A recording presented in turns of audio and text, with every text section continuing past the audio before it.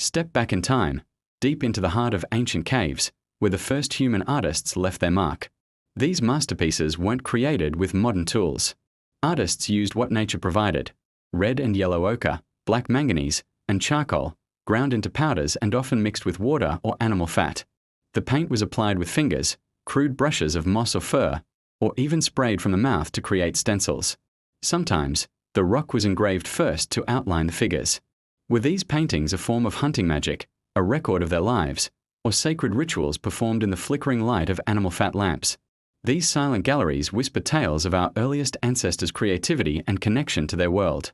Deep within the earth, hidden away from the light of day, lies a gallery of humanity's first masterpieces. We are talking about prehistoric cave paintings, a window into a world that existed tens of thousands of years ago. These aren't just ancient doodles. They're a profound connection to our earliest ancestors, a silent story painted on stone. Today, we are venturing into the darkness to uncover the art, the mystery, and the meaning behind these incredible creations. So, what exactly are we looking at? These paintings, found in caves from Spain and France to Indonesia and Australia, date back as far as 40,000 years, to the Upper Paleolithic period. They were created by Homo sapiens, people just like us, who lived in a world dominated by giant ice sheets and incredible megafauna. Imagine being one of these early humans.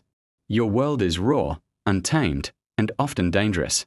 You venture deep into a cave, a place of total darkness and silence, with only a flickering torch made of animal fat to light your way. Why go to such lengths? Why descend into the belly of the earth not just for shelter, but to create art? This is one of the biggest mysteries that surrounds cave paintings. These weren't living spaces. The paintings are often found in the deepest, most inaccessible parts of the caves, places that are difficult and even treacherous to reach. The subjects of their art are overwhelmingly consistent: animals, majestic bison, powerful bulls, herds of horses, graceful deer, and the occasional woolly mammoth or rhinoceros. These creatures are depicted with incredible skill and a keen eye for detail. They're not static figures. They have a sense of movement and life. You can almost see the muscles ripple on a bison's flank or feel the thunder of a horse's gallop. Sometimes, they even use the natural bumps and curves of the cave wall to give their paintings a three-dimensional effect, making the animals seem to emerge from the stone itself. Human figures, on the other hand, are rare and usually depicted as simple stick figures or abstract shapes. They lack the realism and detail so lovingly bestowed upon the animals. Why this focus on the animal world? Were these just records of the creatures they hunted or saw around them? A sort of prehistoric field guide? The answer is likely far more complex. Let's talk about how they did it.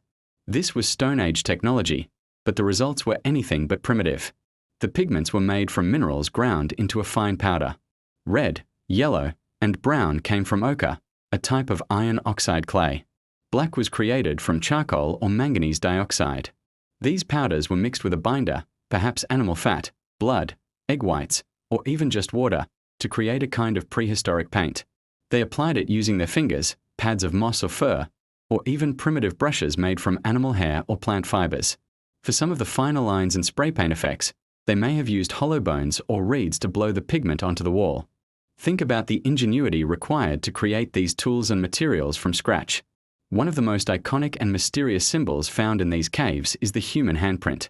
You'll see them again and again, often in clusters. These are mostly negative stencils, created by placing a hand against the wall and blowing pigment around it, leaving a ghostly outline. Whose hands were they?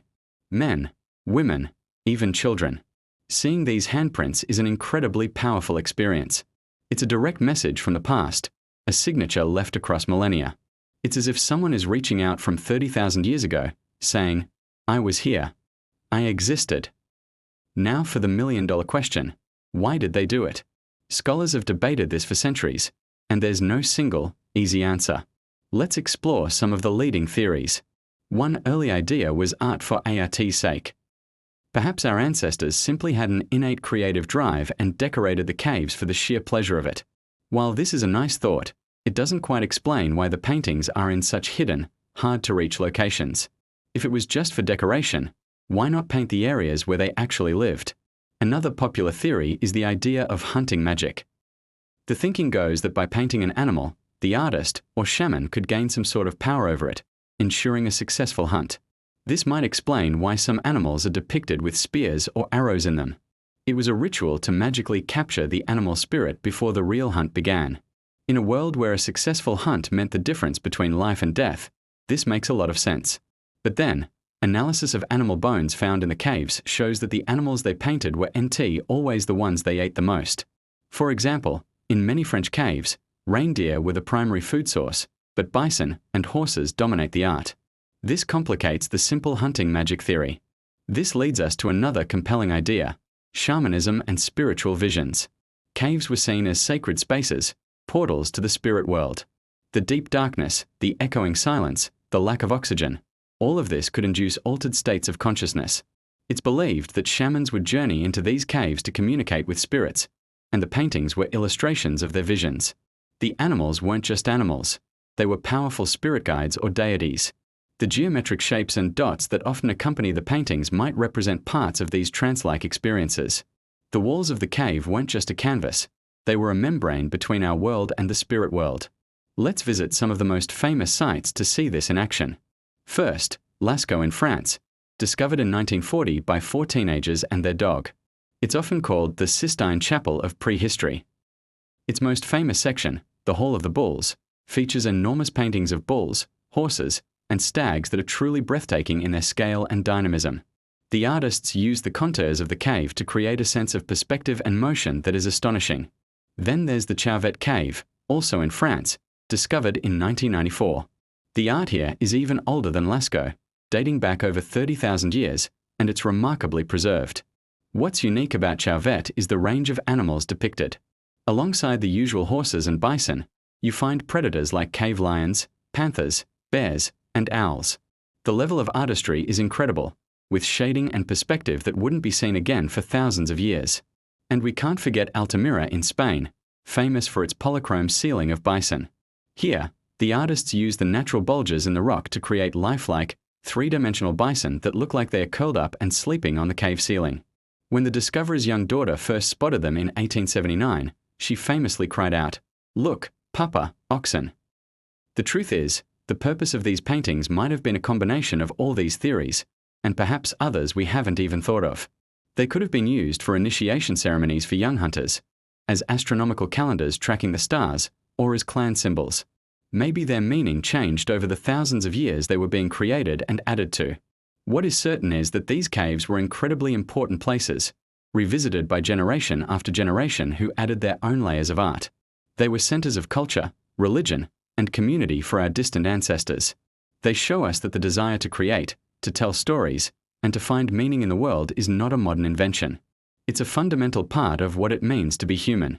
When we look at these ancient images, we are not just looking at pictures of animals. We are looking at the dawn of the human imagination. We are witnessing the moment our ancestors moved beyond simple survival and began to ask bigger questions, to express their inner world, and to leave a mark that would last for an eternity. They are a timeless reminder of our shared human journey, a mysterious and beautiful echo from the deep past. Thank you so much for joining me on this journey into the caves of our ancestors. What do you think was the purpose of these paintings? Let me know in the comments below. If you enjoyed this exploration, don't forget to like, subscribe, and hit that notification bell for more adventures into history. See you next time.